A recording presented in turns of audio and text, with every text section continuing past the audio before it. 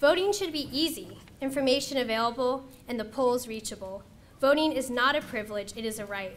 With low voter turnout, long lines, and already too many rules, the state of North Carolina should be actively working to make this process the most accessible it can be, rather than confusing it.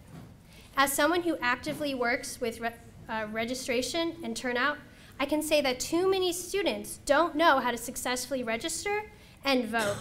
The truth is, changing rules will stop people from voting. Currently, voters are able to register at the location that they spend the majority of their time with intent to return when leaving.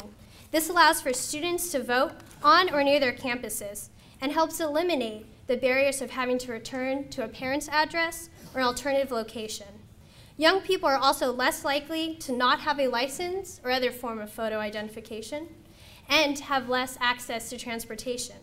Since students live at these locations for 4 or more years, it's important that they are involved in their communities. We want students to find their home in North Carolina.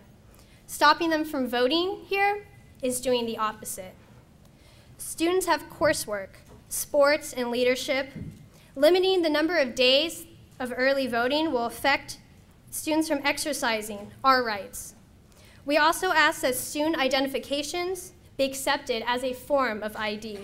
As for many of us, that's the only way we'd be able to vote here.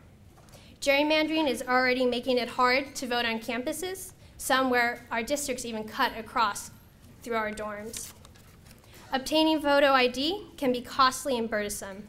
For voter identification to not be considered a financial barrier to the ballot box, a modern tax poll essentially, the state would have to provide free photo identification.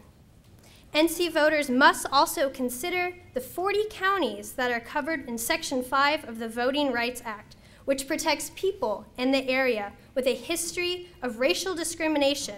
This would require 40% of our counties to clear their voting changes with either the Justice Department or a panel of federal judges in Washington, D.C.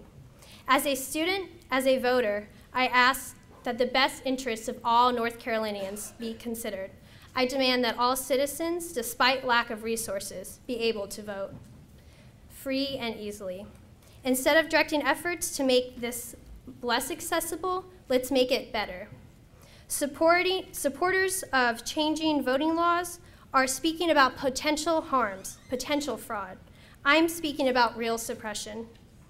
Thank you so much for your time.